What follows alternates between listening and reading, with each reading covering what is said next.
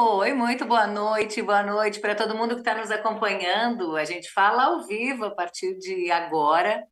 Eu sou Marisol Santos, vereadora em Caxias do Sul e com muita alegria, presidente da Frente Parlamentar em Defesa dos Direitos das Pessoas com Altas Habilidades Superdotação.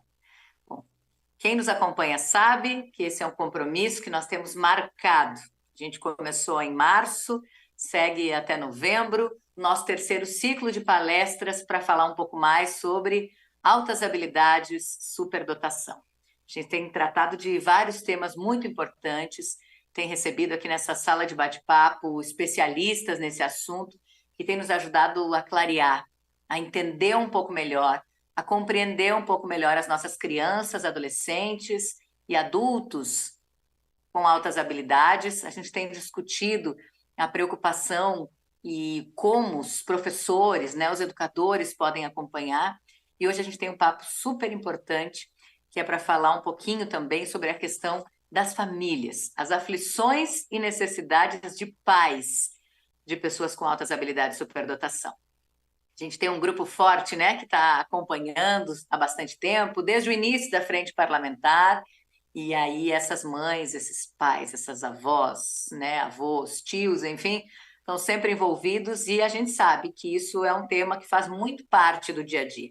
A aflição, a preocupação, compreender melhor para poder acompanhar melhor e para a gente fazer cada vez mais o nosso maior objetivo, que é tirar essas pessoas, crianças, adolescentes, adultos, idosos, da invisibilidade, que eles possam se conhecer melhor e que a gente possa acompanhar e desenvolver cada vez mais, né? Incentivar com que eles desenvolvam essas suas habilidades também.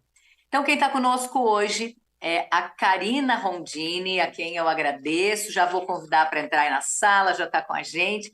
A Karina está num lugar bem mais quentinho, né? A gente está falando de Caxias agora com uma temperatura bem baixa. E a Karina está falando com a gente lá de São Paulo, de uma cidade linda, São José do Rio Preto. Karina, que é professora de pós-graduação em Psicologia do Desenvolvimento e Aprendizagem e Ensino e Processos Formativos. É líder do Grupo Internacional de Estudos e Pesquisas em Altas Habilidades e Superdotação. E é mais um monte de coisa. Eu não vou contar tudo aqui agora, né? Porque senão ia terminar o tempo da nossa palestra. Karina, seja muito bem-vinda nesse nosso bate-papo e muito, muito obrigada por ter aceito o nosso convite para nos ajudar nessa nossa missão aqui de falar mais, de entender mais, de compreender um pouco melhor as pessoas com altas habilidades de superdotação. Boa noite. Boa noite, Marisol, e a todos que nos acompanham nessa live de hoje. Eu quero agradecer muitíssimo esse convite, né? Me dirijo a você como Marisol, né? Permita-me assim, e já Por favor. externalizo aqui, né, os meus agradecimentos e a minha admiração por estar à frente aí de um assunto que para nós é muito caro, né? Que são as pessoas com altas habilidades de superdotação, né? Dissestes muito bem aí das aflições que esses pais, essas famílias passam por ter uma criança que foge do que é o padrão em geral, né? Aquele padrão socialmente estabelecido, socialmente colocado, enfim. Então, quanto mais espaços nós tivermos para dialogar sobre esse assunto, melhor é. Então, é por isso que eu faço coro aqui, juntamente com os outros familiares, né? O nosso agradecimento por esse espaço, por essa oportunidade, por esse convite. E eu já quero te deixar à vontade, viu, Karina? Já pode ocupar aí a palavra, o espaço é teu. Já vou agradecer a Eliane, está conosco, Lúcia Lambi, querida, sempre participando conosco. Ela que já esteve, inclusive, também no ciclo de palestras, já palestrou, já falou muito com a gente sobre o assunto. A Eliane, que é aqui da nossa equipe, muito legal aqui do município, eu quero dizer. A Aline também, está sempre aqui, então sejam muito bem-vindos, né? A gente tem aqui a nossa FADERS, muito bem representada sempre pela Lúcia, né? A FADERS é a Frente de Articulação de Políticas Públicas aqui do nosso estado para pessoas com deficiência e altas habilidades, sempre com foco nesse assunto, e a gente vai puxando também delas para aprender mais. E conosco também a AGASD, né? A Associação Gaúcha de Apoio aí às atividades todas em relação a altas habilidades de superdotação. Todos muito bem-vindos, perguntas já vão colocando ali no YouTube, que na sequência a gente vai conversando. Mas, Karina, é teu tempo, tá contigo. Muito obrigada. Então, tal, eu propus hoje, né, para essa noite, uma fala sobre as aflições e as demandas dos pais de pessoas com altas habilidades. Nós aqui, eu falo pela RAIS, pela Rede de Atendimento Integral Superdotado, que é um projeto de extensão que eu coordeno aqui na Universidade Estadual Paulista, na Unesp, no campus de São José do Rio Preto, desde 2018. E um dos nossos braços é esse atendimento mesmo aos pais. Eu não estou conseguindo passei. Né? Eu pensei numa agenda rápida aqui para nós, né, falando um pouco sobre a RAIS, falando um pouco desses pais, dos principais desafios, né, alguma coisa da aflição e o agora, como é que a gente faz, e visibilizando ali alguns caminhos, né, vendo o que a gente poderia fazer para acolher esses pais, para cuidar desses pais que eles também precisam, né? Então, a RAIS, como eu iniciei a minha fala, é um projeto de extensão universitária que, como o seu nome traz, ele é uma rede. Quando eu elaborei esse projeto de extensão, eu quis não pensar apenas na pessoa com altas habilidades de superdotação. E quando eu falo não pensar apenas, não é desmerecendo, mas muito pelo contrário, porque eu acho que esta pessoa, ela precisa de uma rede de suporte. Né? Ela precisa ser atendida, mas também que os seus pais sejam atendidos, que os atores educacionais sejam atendidos e que a sociedade em geral, porque nós não conseguimos cuidar daquilo que a gente não conhece. Né? E o desconhecimento é uma das coisas que mais afeta, né, a pessoa com altas habilidades de superdotação. Se desconhece os seus comportamentos, se desconhece a sua legislação, se desconhece as suas necessidades educacionais especiais. E sem conhecer isso, é muito difícil a gente atender. Né?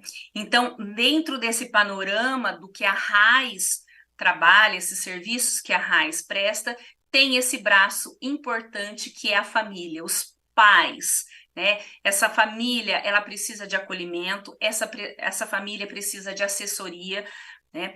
Tanto judicial quanto de direitos, enfim, e ela também precisa de atendimento, seja individual ou seja coletivo, como a gente trabalha aqui na RAIS.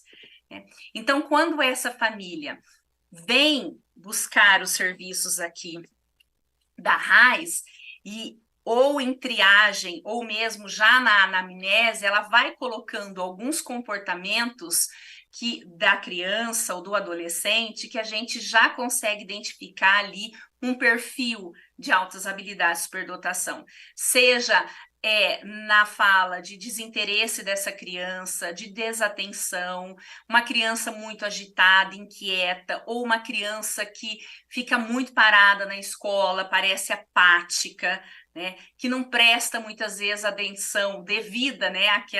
Aquela imposição do contexto educacional de que eu tenho que ficar prestando atenção em tudo que a professora fala, quase que bebendo a sua saliva ali, né? Sem poder nem parar de olhar para aquela lousa, aquele quadro verde ou branco, seja que for.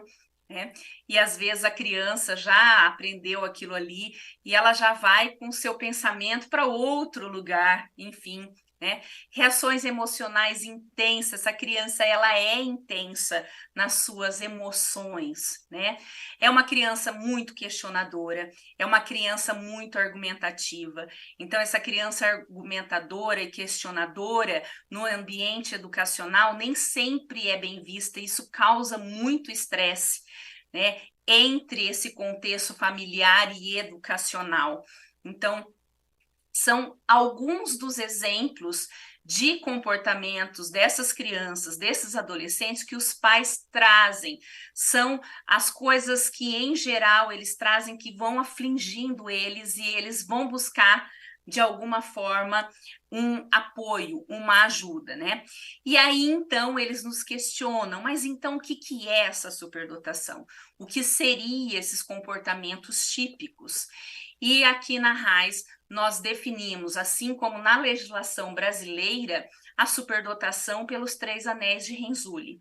Embora possa parecer aqui cansativo para muitos que vão nos assistir, mas como essa live vai ficar aí para várias pessoas assistirem, então eu acho importante a gente sempre frisar, né? A legislação brasileira, ela foi concebida por meio dos 3 anéis do Renzulli, né? E o Renzulli, esse pesquisador norte-americano, ele defende que a pessoa com comportamento de alta habilidade e superdotação, ela tem 3 elos ali, né? Que seria uma habilidade acima da média, que a nossa legislação define em vários campos do saber, e não somente o acadêmico, mas o musical, o artístico, a liderança, enfim.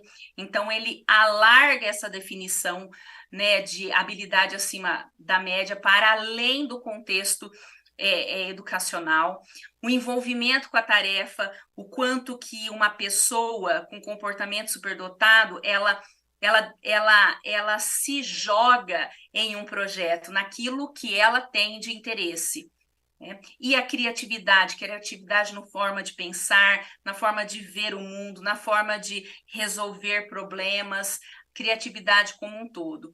Né? E esses elos, embora estejam aí desenhados na mesma amplitude, eles não precisam estar desta forma dentro na composição de uma pessoa com altas habilidades, superdotação. E aí a gente consegue ver, né, que o grupo de pessoas com altas habilidades, superdotação é um grupo heterogêneo, né, porque eu posso ter pessoas com mais habilidade acima da média, um pouco menos de criatividade, outras mais com envolvimento com a tarefa e mais criativa, enfim, e isso vai dando esse sabor, né, todo especial para esse grupo de pessoas. Fora isso, nós não somos só os 3 elos de Renzulli, né, os 3 anéis de Renzulli, mas nós somos os ambientes em que nós vivemos, as oportunidades que nós temos, os ambientes educacionais que nós frequentamos, os fatores de personalidade, o contexto familiar que nós temos, e isso tudo vai fazendo com que, né, as pessoas se tornem cada vez mais diferentes. Né? E o Renzulli, então, vai dividir o perfil da criança, da pessoa com altas habilidades de superdotação, em 2 perfis: a superdotação acadêmica e a superdotação criativa produtiva, né? Que tem composições diferentes, tem nuances diferentes, e isso muda também a dinâmica familiar, por conta que são perspectivas totalmente diferentes, né? Então, aqui, num perfil acadêmico, é o que a gente chama, né, daquele consumidor de conhecimento, aquela criança que necessita saber mais, ela tem paixão por aprender, é uma busca ativa pela aprendizagem, é um gosto pela leitura, é um gosto pelos conteúdos acadêmicos, pela ciência. Esse é o acadêmico, né? E também tem esse intenso perfeccionismo, é um traço muito, muito forte, né, da superdotação. E aqui, do nosso lado aqui direito, nós temos a fala de um dos pais, quando procuraram, né, quando nos procurou aqui na RAIS, falando assim, ó, que a criança, né, desses pais tem assim, sente que não há motivo para ir à escola. Né? Já sabe os assuntos, não tem os mesmos interesses que os colegas, traz muitas curiosidades para casa, e isso às vezes monopoliza, a atenção dos pais.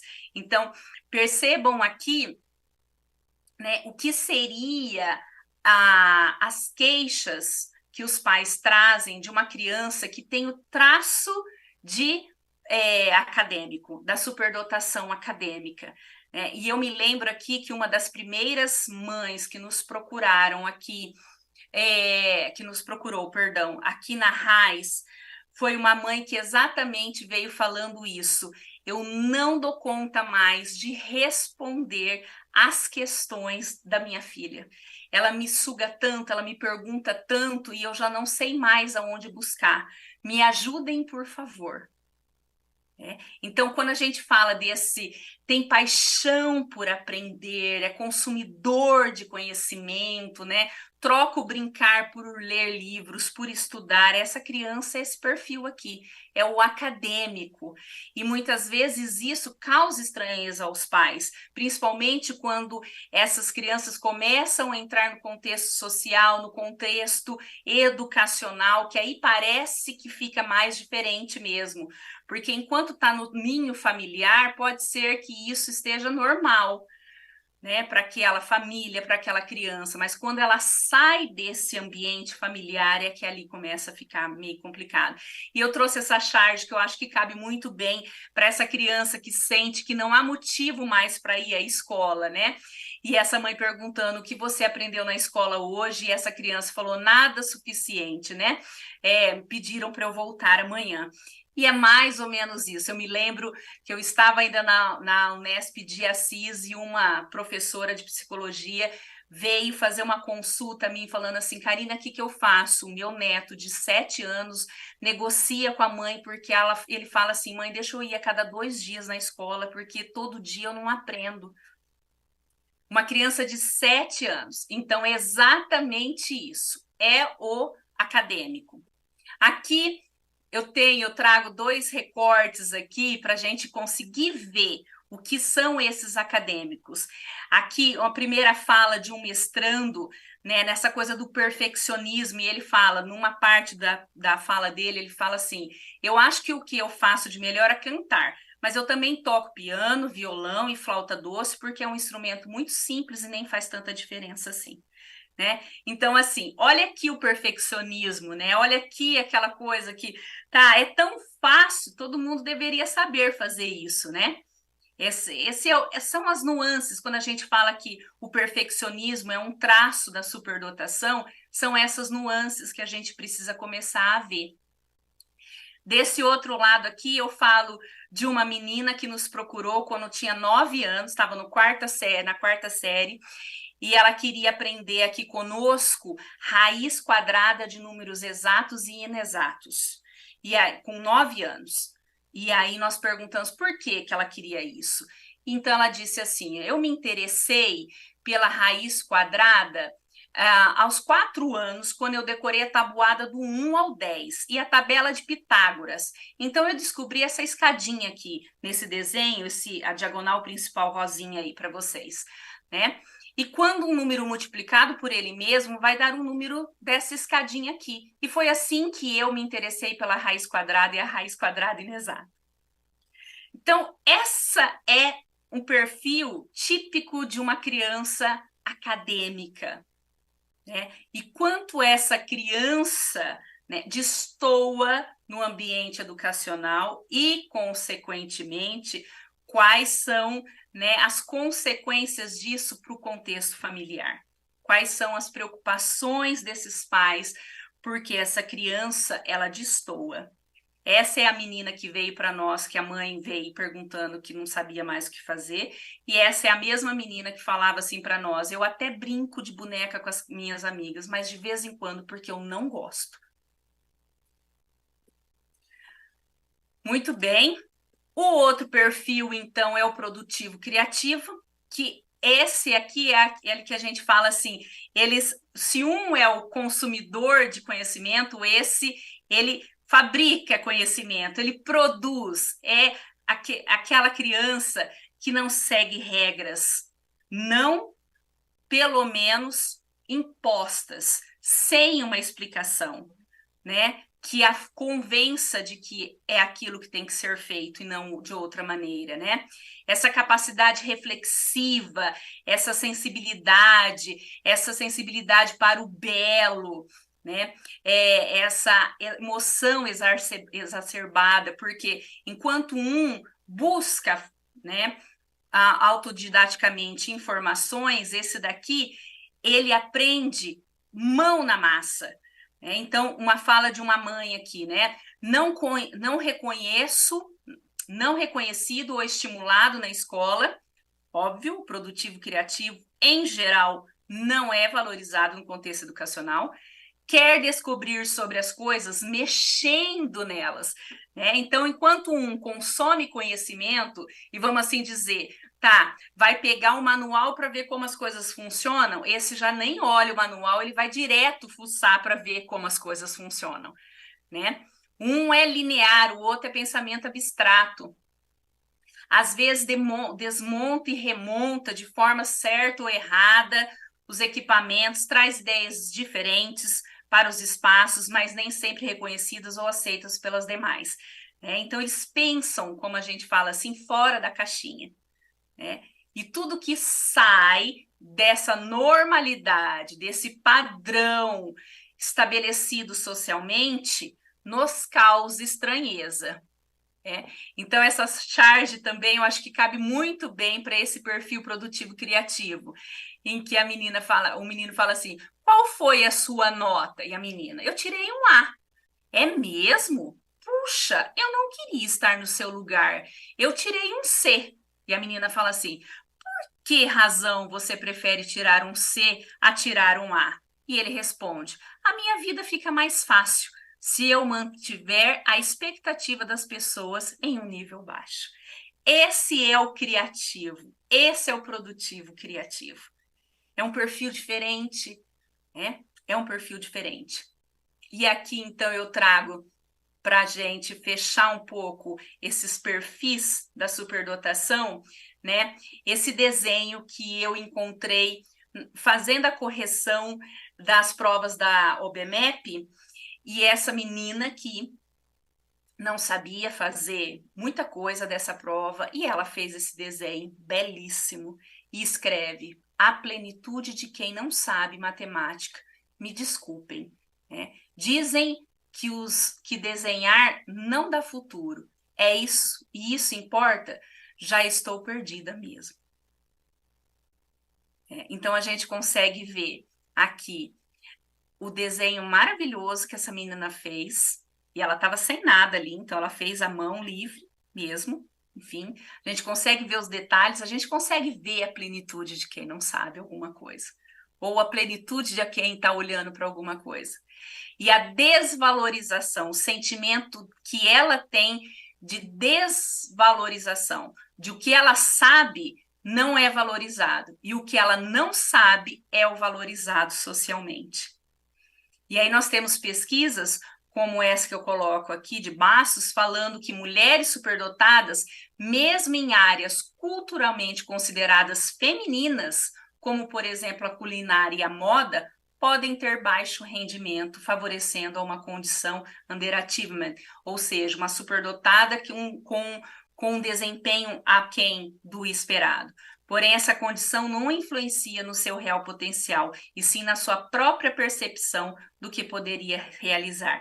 Então, se nós pensarmos, por exemplo, né, na culinária, como a gente fala, a maioria dos grandes chefes, né, de cozinha são homens, né? E cozinhar é uma coisa culturalmente da mulher ou do homem? Da mulher, mas quando é lugar de destaque, fica para os homens. E uma das queixas dos nossos pais é exatamente isso. Nós tivemos uma mãe, nós temos aqui na Raiz uma atividade de enriquecimento em xadrez, e eles fazem torneio e tudo mais, e uma de nossas alunas foi concorrer a um campeonato, e ela chegou até a final, né? Ela ganhou a medalha tudo, e ela passou por tipo a Gambito da Rainha, se vocês me permitem aqui, né? Quem assistiu aquela minissérie, exatamente isso. E a mãe falou assim: olha, a gente percebe, né, que é desvalorizado quando chega uma menina para jogar xadrez. Então, isso é uma das aflições desses pais, no sentido ainda cultural de que a gente valoriza mais os meninos do que as meninas no quesito da superdotação.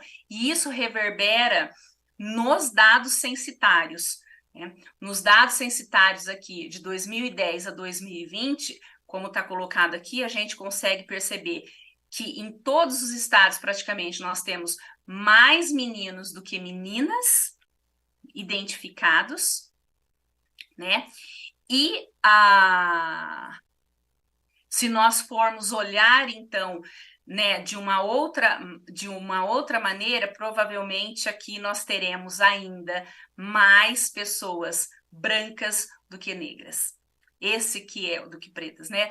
Isso que é o grande problema, é cultural. Então, assim, nós estamos muito aquém do que nós temos que ter no censo, né? Nós não temos de 3 a 5%, que é o mínimo que a gente esperaria, mas no que nós temos ainda mais meninos do que meninas. Então, são coisas que nós precisamos vencer.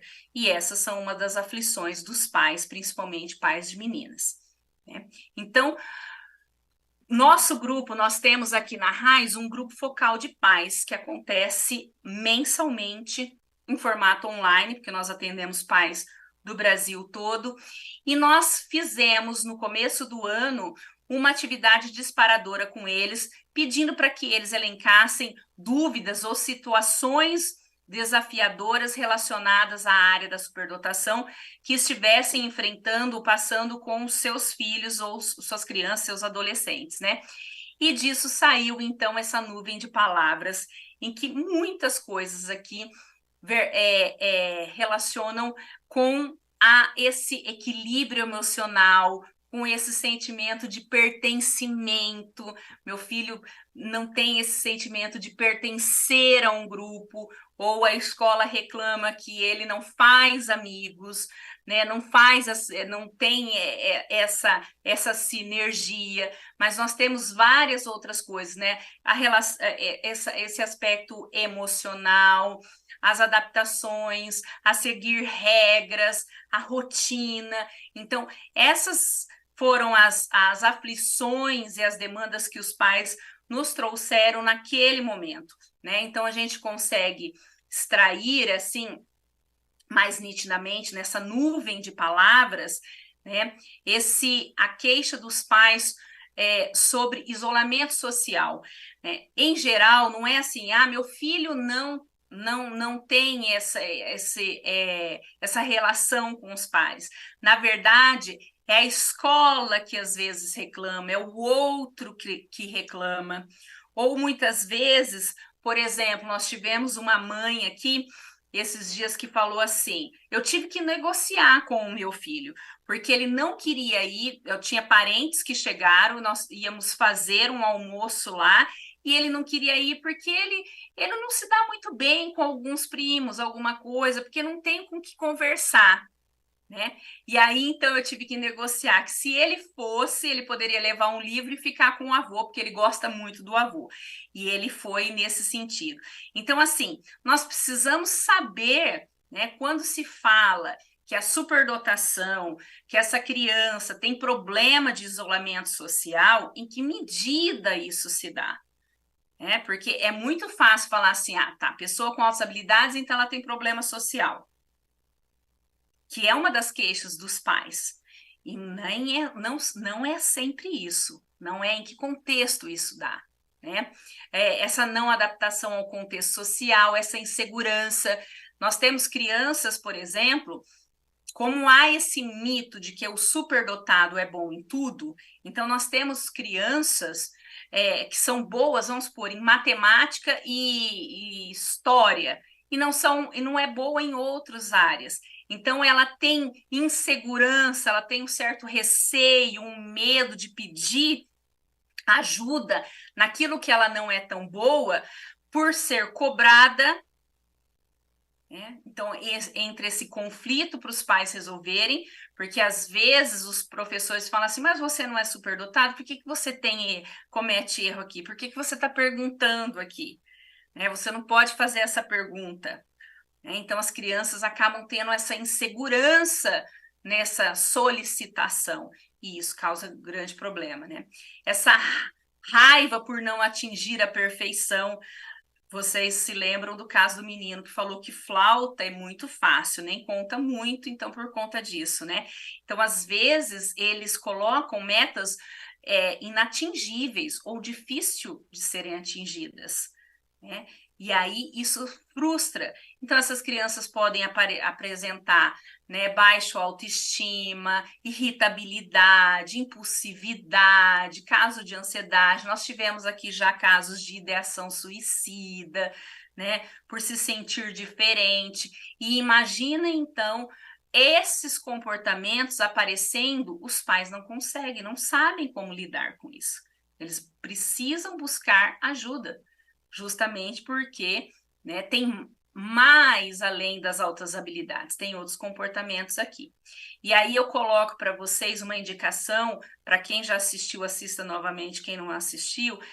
Esse filme eu gosto demais, Mãos Talentosas, primeiro porque é verídico, né? O Ben Carson, que é um neurocirurgião reconhecido mundialmente, porque foi o primeiro que conseguiu separar irmãos siameses e os dois sobreviverem, né? E prestarem atenção que em vários momentos da vida dele, ele foi apresentando alguns desses comportamentos que a gente coloca aqui e que esses pais verbalizam para nós, né? E como essa mãe, que era analfabeta, conseguiu trabalhar com essa criança, e também alguns professores que foram extremamente importantes para ele, a namorada, enfim. Então, assim, como esses comportamentos foram aparecendo e como as pessoas que estavam ao redor do Ben Carson puderam ajudá-lo. Tá?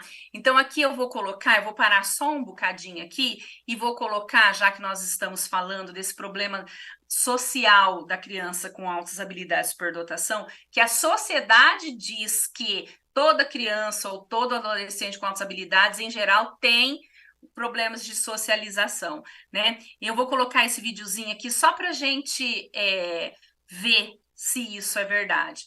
Me falem só, se não estiver vendo, aí vocês me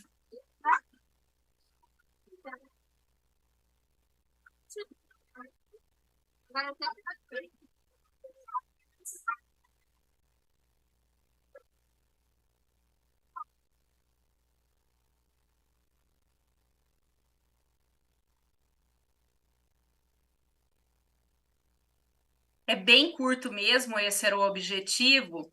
Às vezes o som ficou ruim, mas deu para ver. Esse aqui foi um encontro, nós temos direitos das imagens, né? Esse é um encontro que nós fizemos aqui, um mega encontro da RAIS, foi em dezembro do ano passado, né, em que vieram crianças e pais de várias localidades do Brasil, ficaram aqui o dia inteiro conosco fazendo atividades, né? E muitos dessas crianças, bom, primeiro, elas têm idade variada, né? Então não é a seriação ideal que a escola preconiza, né? Então são idades variadas, né? Muitos deles se viram pela primeira vez. Não parece, né, que essas crianças tiveram problemas de socialização. Não parece, né? Então, assim, em que contexto elas estão com isso? Mas isso é uma aflição muito grande dos pais, dessa criança isolada, que os outros falam, essa criança isolada, como é que eu faço com essa criança que prefere ficar em casa lendo do que brincar? E aí, então, esses pais, no nosso grupo focal, eles falam, eles demandam de nós informações sobre os benefícios da avaliação clínica, o que eu faço com esse laudo, o que eu faço com essa avaliação. Justamente porque muitas escolas não aceitam essa avaliação ou não sabem o que fazer com isso. Então, os pais ficam entre a cruz e a caldeirinha, vamos assim dizer, né? O que eu faço com isso se isso não reverbera positivamente no contexto educacional, né? Quais são os direitos do meu filho e da minha filha? Nem todos os pais sabem disso, né? Então, eles precisam saber, nós precisamos fazer chegar aos pais esses direitos, né? Mas saber dos direitos não significa saber fazer, né? Ao mesmo tempo, nós temos que trabalhar no contexto educacional, porque para saber fazer é o setor educacional que precisa, né? Querer, porque os direitos estão aí, mas vocês vão ver que nem sempre eles são cumpridos, né? Onde e como procura ajuda? Né? Onde e como eu procuro ajuda? Encontro de pais com pares, né? Eles precisam estar com os seus pares. Então, a Marisol falou que tem um grupo aqui, que eles fazem network entre eles. Isso é fundamental. Assim como as crianças precisam também ter contato com seus pares de interesses parecidos, os pais também, porque as experiências de vida de um e de outro, né, colaboram para diminuir essa ansiedade, esse estado aflitivo dos pais, muitas vezes não saber o que fazer, né? A dupla condição, então, a dupla excepcionalidade é uma característica que os pais não sabem o que fazem. Porque na escola, se eles forem identificados, em geral, eles vão atender a deficiência, a dificuldade, a superdotação vai ficar lá. Os pais também, eles querem saber qual é a melhor escola para o meu filho. Qual é a melhor escola? E essa melhor escola eu acho que ainda não existe. Ou se existem, são poucas. Nem sempre são acessíveis, ou estão longe de nós. Então, os pais ficam pulando de escola em escola, muitas vezes. O descrédito na avaliação dos pais, né? O contexto educacional, muitas vezes, vai falar que esses pais estão supervalorizando os comportamentos das crianças, dos seus filhos. E a literatura vai dizer que os pais são os primeiros a identificar algum comportamento, ainda que não saibam nomear, mas eles conseguem perceber, né, que essa criança tem alguma coisa diferente. E principalmente quando eles conversam com o ciclo de amigos, com os parentes, em que os amigos falam assim: nossa, sua criança é muito diferente da minha, a minha ainda está nessa fase, a sua já está lá na frente. Começa a verificar dessa forma. Alguns pais falam assim, nós tivemos encontro de pais sábado passado, e uma mãe disse dessa forma, né, num diálogo na escola: vocês obrigam um cadeirante a andar? Então, por que obrigam um aluno a aprender de um jeito que não é o dele? É a mãe de uma criança com dupla condição. E outra mãe disse assim: não queremos um mundo à parte, nós queremos que a nossa criança seja feliz nesse mundo que está aí. Só que nesse mundo que está aí precisa mudar algumas coisas. Mas a gente não quer que construa um mundo e a gente vá para esse mundo, né? Tem pais que perguntam: nós devemos ou não falar para a nossa criança que ela tem superdotação ou não? Em que momento que a gente tem que falar isso?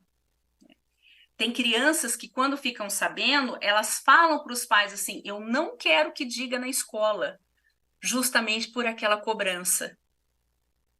Então, a criança não quer, aí também não vai ser atendida, e não se sabe o que faz com aquele laudo, né? Então, são demandas que os pais nos colocam justamente nessa lida do dia a dia. Uma das coisas que pipocou, vamos assim dizer, no nosso zap da família foi o homeschooler.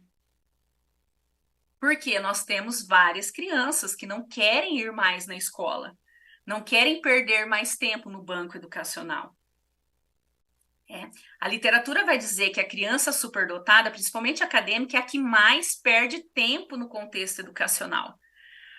Porque o professor não sabe o que fazer com aquela criança, né? Então, alguns pais, quando essa criança tem esse aspecto muito depressivo, ansioso, e levam em psiquiatra, e o psiquiatra fala: pedir um afastamento da escola, usam esse artifício justamente para conseguir afastar um pouco a criança do contexto educacional. E a criança em casa, estudando sozinha, ela fica tranquila. Ela deslancha, ela vai embora.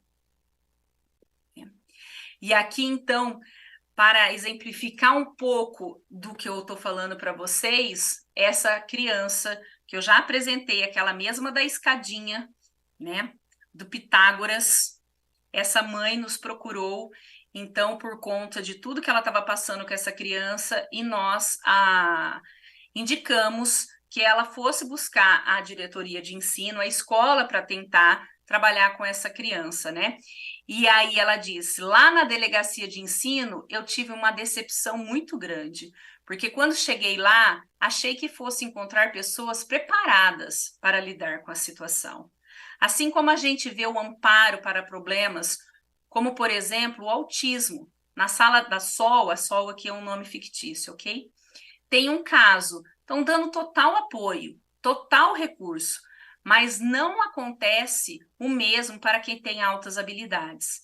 Então eu percebo que os pais ficam completamente à deriva, não sabem o que fazer.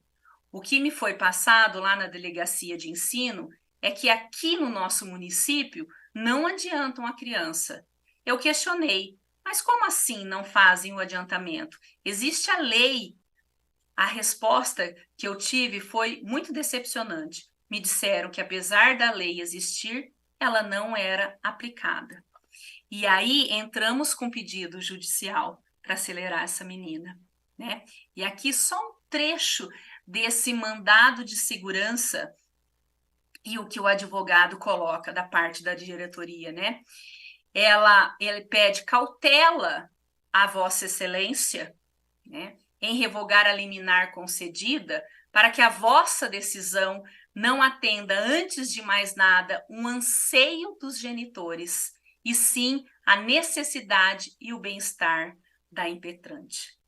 Então, aqui a gente consegue ver só um pouquinho, né, dessa concepção do cidadão a respeito das altas habilidades, superdotação. Essa menina foi acelerada, ela já está em outra escola, né? Ela faz parte da Mensa Nacional e Internacional, né? Então, a avaliação que nós fizemos, a Mensa também fez, e essa menina está muito bem, graças a Deus, né? Avançou, e ela é uma consumidora de conhecimento, e o interesse dela é ir para o ITA. E ela deve ir para o ITA, com certeza. E aqui só para colocar para todos vocês que a resolução número 2 de 2001, que ainda está em vigor, que institui diretrizes nacionais para a educação especial na educação básica, diz o seguinte, né, que a superdotação, atividades que favoreçam, os superdotados devem receber atividades que favoreçam ao aluno que apresenta altas habilidades de superdotação, o aprofundamento e enriquecimento em aspectos curriculares, mediante desafios suplementares nas salas de aula comum, ou nas salas de recurso, ou em outros espaços, como a RAIS, como vários outros espaços que existem aí, definidos pelo sistema de ensino, inclusive para conclusão em menor tempo da seriação ideal. Ou seja, né, são serviços que devem ser colocados à mesa para uma criança com altas habilidades de superdotação. Não se está dizendo aqui que todos os alunos superdotados devem ter acelerados os seus estudos, mas em alguns casos sim, desde que bem feito e realizados. Então, isso é uma coisa que os pais ficam de cabelo em pé, porque muitas crianças têm perfil para isso, né? E o contexto educacional não faz isso. E, ao mesmo tempo, tem alguns outros pais que têm indicação de aceleração, mas as crianças não querem. As crianças não querem, elas preferem ficar com os seus amigos. E aí, nesse caso, o que os pais fazem? Devem buscar, então, auxílio de atividades em outras instâncias. Então, cada caso é um caso, mas tirar de uma criança, né, esse seu direito, isso eu acho que é um crime. Então, e agora o que fazer? Eu tenho tempo ainda, vocês... Ok, né? Então, o que fazer, os pais perguntam para nós? Bom, a primeira coisa que a gente tem que pensar é o seguinte: quando nós estamos falando de crianças, elas são crianças, né? Nós temos que entender um pouco aqui que pode existir a sincronia. Uma criança superdotada, ela pode ter um nível de desenvolvimento cognitivo elevado, mas ter comportamentos de criança, né? De birra, ou, enfim, de várias outras coisas. E a gente precisa, primeiro, deixar de cobrar dessa criança que ela mantenha o nível de cognição que ela tem elevado em todas as suas ações, principalmente quando ela está na faixa etária de criança, né? Então, assim, isso é uma das coisas. E os pais muitas vezes não entendem, né, por que que aquela criança que é consumidora de conhecimento, né, tem comportamentos de criança em muitos momentos, né? Segunda coisa que nós devemos fazer para ajudar esses pais, né, é ajudá-los a conhecer os direitos dos seus filhos. Isso é muito importante, isso é fundamental, né? E nunca é demais a gente sempre falar disso daí, né? Consultar recursos confiáveis e ser assistido por algum especialista na área, porque isso é fundamental, né, para apaziguar as coisas com esses pais. Então, os pais precisam saber da definição de altas habilidades e superdotação que o Brasil, né, emprega, e que não é só para aqueles que tiram boas notas em matemática, em português, em ciências, mas é para todos os campos do saber. Então, na liderança, na psicomotora, né, na artística, na intelectual. Então, se a minha filha, o meu filho, né, cria jogos, está criando jogos ou faz desenhos brilhantes, mas ele não tira nota boa em matemática, em língua portuguesa, né? Eu não posso pensar, né, que ele não tem comportamentos superdotados porque não é naquilo que a escola ou que a sociedade em geral preconiza como é culturalmente reconhecido. Precisa saber que a criança com altas habilidades e superdotação é público-alvo da educação especial. Ainda que esteja junto com as crianças com deficiências, crianças com TEA, e pode ser pejorativamente muitas vezes visto como isso, né? Mas foi um ganho no sentido de que, ao passar a ser público-alvo da educação especial, tem direitos de receber serviços educacionais especializados. Não para ser taxado como superdotado, mas para se verificar quais são os serviços educacionais especializados que aquela criança precisa. E suplementar não é receber mais do mesmo, né? Então não adianta o professor querer, né, usar essa criança para ser monitora dentro da sala de aula ou dar uma lista de exercícios a mais para essa criança, porque não é isso que é suplementação, não é isso que é enriquecimento, né? E quando os professores fazem isso, né, a criança fica mais ansiosa, mais desmotivada, e isso vai causar problema na estrutura familiar e vira uma bola de neve. E principalmente em escolas particulares, nós temos sérias dificuldades de entrar, sérias dificuldades de colaborar. Por quê? Porque as escolas particulares já têm em seu bojo a essência de que eles já têm bastante coisa para essas crianças fazerem, né? Por desconhecerem quais são as necessidades de uma criança público-alvo da educação especial, consideram que tudo que eles têm já está bom para aquelas crianças. E a educação especial é bem diferente disso, ok? Nós temos que pensar ali em conduzir esses pais, né, para que eles tenham um manejo assertivo com a criança, né? Desde responder as perguntas da criança com paciência, obviamente, isso não é só para pais de pessoas de crianças com altas habilidades de superdotação, mas para todos, né? Mas como essa criança muitas vezes pergunta, acaba se perdendo um pouco da paciência, né? Estabelecer padrões razoáveis de comportamento para os seus filhos, como eu já disse anteriormente, às vezes essa criança, por essa questão do perfeccionismo, se coloca padrões muito altos, né? E aí os pais precisam trabalhar isso com essas crianças, para que eles não se frustrem, para que eles não fiquem ansiosos, né? De querer galgar coisas muito aquém da faixa etária ou das possibilidades naquele momento, né? Essas crianças precisam saber que elas podem errar, elas precisam aceitar isso, e isso muitas vezes é uma dificuldade para os pais, porque essa criança não assume que ela pode errar, não aceita isso, e isso vai causando bastante problema. Mostrar para o filho, obviamente, que ele é amado por ele, não pelo desempenho intelectual dele, né? Porque senão fica uma cobrança muito grande, então nós temos que trabalhar nesses aspectos,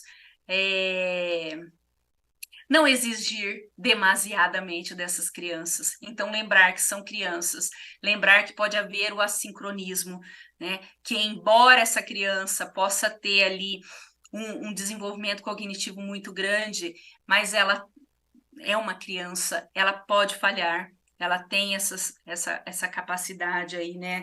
Ela tem essa possibilidade, porque essas crianças muitas vezes não querem, né? Falhar. Elas querem ser boas em tudo, porque a sociedade exige isso dela. E isso fica um peso muito grande para ela. Consequentemente, fica muito grande para os pais.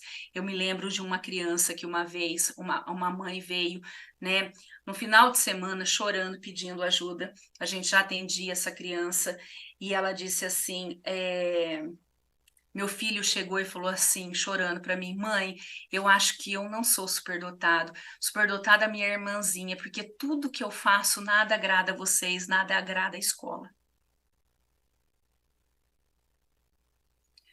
Né? Então a gente tem que lembrar que a criança superdotada, ela tem esse olhar observador, ela interpreta a gente, ela consegue ler essas coisas. Então, olha o sofrimento que causa, e obviamente o sofrimento que causou para essa mãe. Ela veio desesperada. O que eu posso fazer nessa situação, né? Então, ao buscar, por exemplo, por ajuda, nós precisamos, como poder público, como universidade pública, onde nós estivermos, levar informações. Né? Eu sempre digo para os professores, quando a gente trabalha com formação docente, eu falo assim, ó, vocês obviamente não vão dar conta de tudo dentro da sala de vocês, mas então estabeleçam relações, estabeleçam redes, ou saibam, no mínimo, o que o município de vocês podem oferecer para que vocês possam ofertar para esses pais frequentarem. Então, nós temos crianças que a gente atende lá de Brasília, e é uma criança, por exemplo, que teria indicação de aceleração, mas ele diz para os pais assim: eu não quero perder meus amigos, eu prefiro ficar com os meus amigos. E esses pais, então, buscam no Brasil coisas para essa criança fazer. Então, ele é atendido aqui na RAIS, ele é atendido no Projeto Engenho, ele é atendido lá em Brasília, e essa criança fica tranquila. Então, apesar dela não receber tudo que ela precisa dentro do contexto educacional, lá ela está tranquila porque ela tem amigos. Ela tem amigos superdotados e amigos não superdotados. Então, essa falácia de falar que a criança superdotada tem problemas sociais, né, a gente desconstrói aqui. E aí ela tem contato com os seus pares em outros contextos, em outros ambientes, né? E os pais estão tranquilos com isso. Eles falam assim: o que eu mais quero é que a nossa criança seja feliz. Ela está feliz e a gente está tudo bem. Né? Então, trazer informações. Aqui eu trago para vocês o exemplo da RAIS, que é o que a gente trabalha mais aqui. Então, a gente traz, né, tanto no Instagram da RAIS, aqui, olha, como vocês conseguem ver, o convite para os pais participarem do grupo focal de pais. A gente traz as atividades que a gente faz com as crianças, com os pais, informações em geral e tudo mais.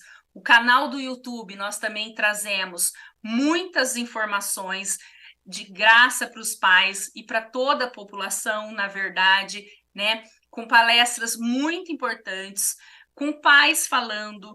Nós já trouxemos pais, nós já trouxemos especialistas, nós já trouxemos gente da sociedade, diversos atores falando, né? Para nós. Aqui eu indico duas para pais que eu acho que são fundamentais. Uma a fala do Giovanni, que ele é brasileiro, mas ele mora hoje nos Estados Unidos, um superdotado que eu entrevistei. e que ele fala toda a sua trajetória, porque essa criança, ela não foi vista na escola, aliás, foi vista como uma criança com deficiência, ela foi para pai. Olha só, e depois, né, se descobriu que tinha superdotação, enfim. Então, eu acho que esse é um relato muito importante para os pais assistirem. E um que nós fizemos recentemente com a professora Cristina Delu, atual presidente do Combrasde, em que ela fala que as altas habilidades de superdotação nem tudo são flores e alegrias. E ela vai dizer para nós assim que a avaliação de uma criança, quando se recebe um laudo, vamos assim dizer, não vai abrir um tapete vermelho para a criança ou para os pais serem recebidos na escola, né? Então, assim, apesar de nós termos ali toda a legislação, não será feita tudo, gente, sem muita briga, sem muita insistência, né? Não é dado de graça, infelizmente, não é. Né? E às vezes uma simples fala, alguma coisa assim, ou os nossos canais, a gente chega em vários lugares que a gente nem imaginava, como aqui, né, esse e-mail que nós recebemos de uma mãe aflita por um filho também de 7 anos, lá do Rio de Janeiro, e ela disse: achei o canal de vocês no YouTube, estou muito feliz com tudo que puderam, né, colocar aí de graça, agradeço a generosidade, enfim, então, lançar, lançar informações. As pessoas precisam ser informadas. E aqui, em últimas palavras, né, no encontro aqui da Raiz do ano passado, no mega encontro, em que nós tivemos aqui, né, esse agrupamento presencial de pais, e que foi perguntado assim: o que eu gostaria de escutar do meu filho, da minha filha, num futuro próximo? Né? E os pais disseram alguns exemplos aqui.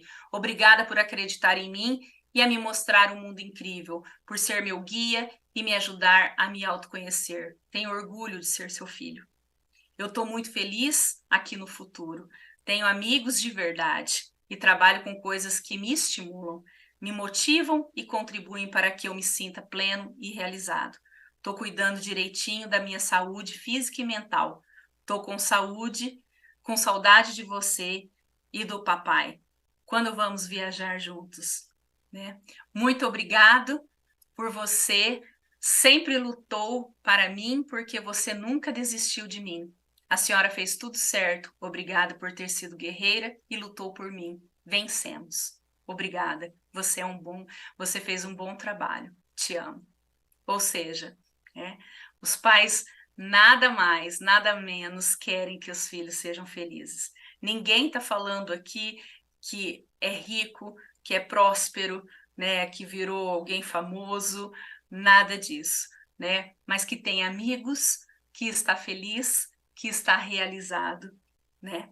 E que tenha percebido que esses pais correram atrás deles. E eles são mesmo pais super engajados com essas crianças. Era isso que eu queria falar. Eu espero, né, ter contribuído um pouquinho aí. Tem gente chorando, eu tenho certeza absoluta. Conheço as mães, conheço a minha turma. Acho que tem gente chorando aí, dizendo que esses gostaria muito mesmo, que eu acho que esses relatos são sonhos de tantas mães, né? E de tantas famílias, enfim, mas a gente sabe, né, Karina, Sim, que as mães estão mais diretamente. Eu conheço a Aline, eu sei que tu é uma das que está chorando. Ela escreveu no YouTube, eu sei, te conheço já, né? E porque a gente ouve muito, a gente sabe das dificuldades, né? Não são só flores e alegrias, como disse Delu, uhum, e, e a gente vem acompanhando isso e bastante, lutando para que as coisas mudem, e a gente sabe que às vezes a gente considera que tem uma grande mudança, mas ela é tão pequenininha ainda diante de tudo que precisa ser, né? Mas todas as caminhadas têm muitos passos, assim. Então, a gente tem que agradecer a Letícia falando que palestra maravilhosa, a Lidiane, palestra maravilhosa, aqui abordagem clara e objetiva, muito enriquecedora. Ah, uma das mães do nosso grupo, a Michelle, obrigada por estar acompanhando. A Michelle disse: Nossa, ela está falando tudo que nós falamos entre nós, é bem isso mesmo. Eu reconheci em vários momentos. Eu sei que tem muitas mães aí que, desde o iniciozinho da nossa conversa, né, quando tu disse que muitas se sentem às vezes cansadas e até incapazes, talvez, de conseguir dar tantas respostas para essas crianças, enfim. tenho certeza que todas elas estão se identificando em muitas das tuas falas. Então, agradecer Eliane, Lúcia, Aline, quem comentou aqui, né? Porque eu tenho o nome daí. Milena, Margarida, Júlia, Catiane, o Joelson, a Michelle, a Zaida, a Letícia, o Alan, o Alan, a Lidiane, a Margarete, enfim. Tinha muitos questionamentos, né? E a gente não tem aquele tempo, a Rúbia falando aqui agora também, a gente não tem esse tempo todo para falar, a gente fechou que seria, né, por volta das 8 horas que a gente encerraria, mas eu quero convidar vocês todos para acompanharem aí no Instagram, @atendimento.rais, RAIS, RAIS, assim mesmo, né, da rede de atendimento. Acho que tantas coisas importantes, para quem não estava nos acompanhando desde o início, a Karina está falando lá de São José do Rio Preto, está falando sobre esse projeto sensacional aí da Unesp, e uma coisa que eu acho que para nós aqui que estamos batalhando muito por isso era entender até, Karina, um pouquinho de como é que isso começou, como é que isso funciona efetivamente. Essa rede ela é ligada diretamente à Unesp, são professores, são especialistas da universidade, é um atendimento que vem por encaminhamento, é porta aberta. Como é que ele funciona? Porque ele é o sonho, o nosso sonho aqui, com certeza em Caxias do Sul, o sonho desse grupo que vem batalhando tanto. É para isso, né, que a gente conseguisse ter esse olhar para a criança, para o adolescente, para o adulto, mas também para as famílias, mas também para os educadores que querem fazer, mas não se sentem capacitados, não foram preparados para isso, enfim. Como é que é assim? Como é que começou e hoje como é que ele funciona? É, a Raiz, eu comecei na Unesp de Assis em 2007, lá eu tinha um projeto de extensão também nessa linha, mas não com a envergadura que a Raiz conseguiu atingir aqui. Aí, quando eu voltei do meu pós-doc fora, em 2016, eu falei assim, e já vim transferida aqui para a Unesp de São José do Rio Preto, eu falei assim, vou implantar um projeto de extensão aqui na cidade, né, aqui no meu município, aqui na Unesp. E eu pensei assim, aqui é o lugar, porque a Unesp daqui, ela tem vários cursos, ela tem computação, ela tem letras, ela tem pedagogia, ela tem física, ela tem matemática, biologia, química, né? Engenharia de alimentos, enfim, eu falei assim, aqui é um celeiro, nós temos, né, laboratórios e tudo mais. E comecei, então, a implementar, cadastrei o projeto em 2018 como um projeto de extensão universitária. E comecei sozinha, né, oferecendo, eu sempre trabalhei muito com curso de formação docente, gosto muito, eu acho que é aí, embora nós tenhamos vários projetos, né, que atendem crianças fora do contexto educacional, mas escola a gente tem em todo município, seja pequeno, seja cidade grande, escola tem em todo lugar. Então a gente tem que formar o professor. Essa é a semente, né? Mas enquanto isso a gente não pode deixar de atender, né? Então hoje a RAIS, ela tem atendimentos psicológicos e psicopedagógicos, ela faz avaliação, então ela tem uma equipe de psicólogos, né, que atuam para fazer avaliação psicológica e psicopedagógica e também atendimentos clínicos às pessoas com altas habilidades, seja criança, adulta ou adolescente, e aos pais quando necessário.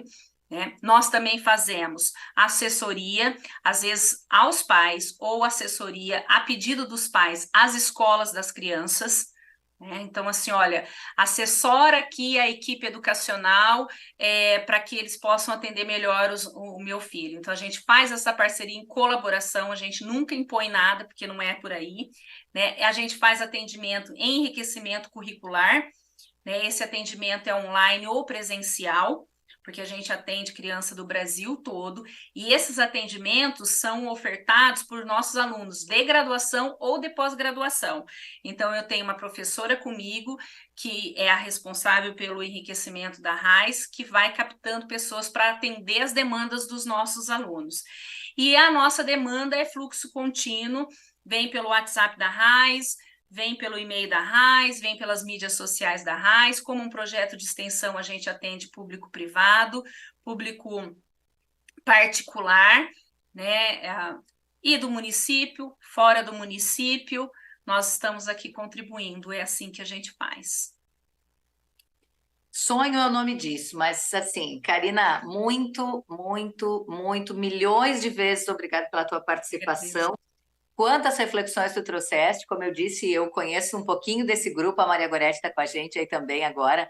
A Leila, olha que bonito que a prof. Leila diz aqui, trabalha 15 anos na rede estadual aqui no Rio Grande do Sul, nunca ouvi falar desse assunto de forma tão significativa.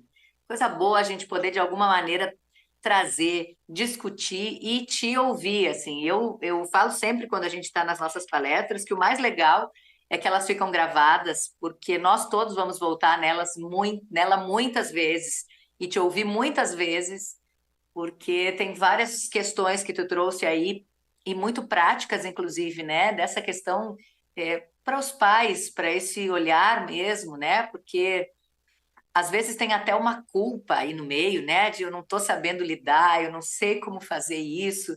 Então, que importante tudo que tu trouxe, assim, ou ouvir um relato, né? Como tu fala, esse relato deles de nós não queremos um mundo à parte, a gente quer fazer parte desse mundo, ser respeitado nesse mundo aqui que é o nosso, né? Então, sensacional. Teriam algumas perguntas, eu peço desculpa aqui, mas eu acho que até Pode buscando enviar aí no que eu Instagram, respondo. de repente, né? Pode enviar lá para a Karina. A gente já viu que ela é um amor de pessoa que vai nos ajudar. A gente também vai procurar, né, Karina? Porque a gente tem cutucado bastante aqui parceiros que possam nos ajudar, pelo menos a ir plantando essas sementes desse cuidado. Entrou que a Eliane volta a falar. A Eliane faz parte aqui da nossa rede também. Que excelentes colocações. Ela disse que o tempo passou muito rápido te ouvindo, viu, Karina? Eu também achei. Mas combinado é combinado, né? Combinado é o combinado.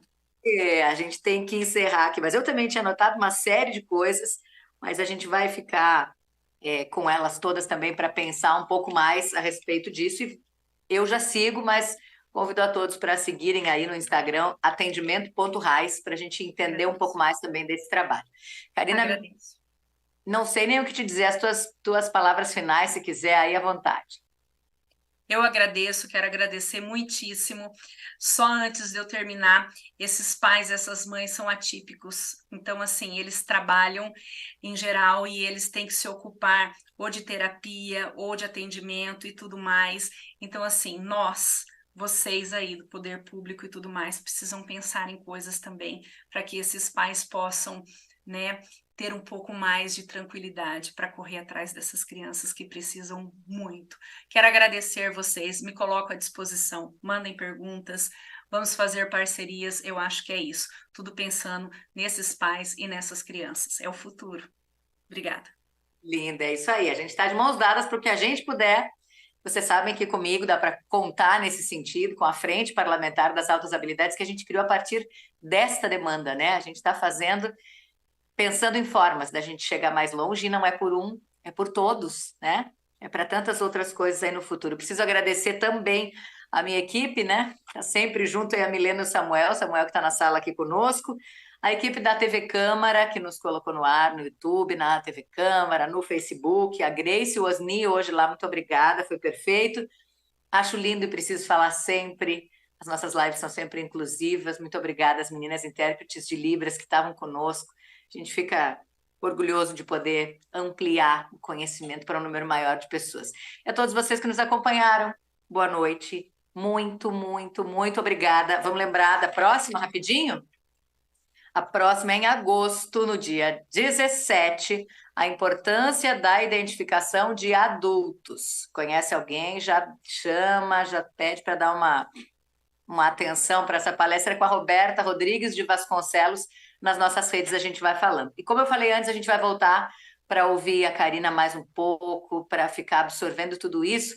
Então, todos os vídeos, todas as palestras, desde o primeiro ciclo em 2021, todo de 2022 e esse enorme, Milena, obrigada pela organização, esse enorme agora de 2023, tudo que já foi está nas nossas redes, está na rede, aí no YouTube, TV Câmara Caxias, está no meu material também, Marisol Santos, então não deixem de acompanhar. Karina, beijo, e para vocês todos também, beijo, boa Obrigada. noite. Obrigada.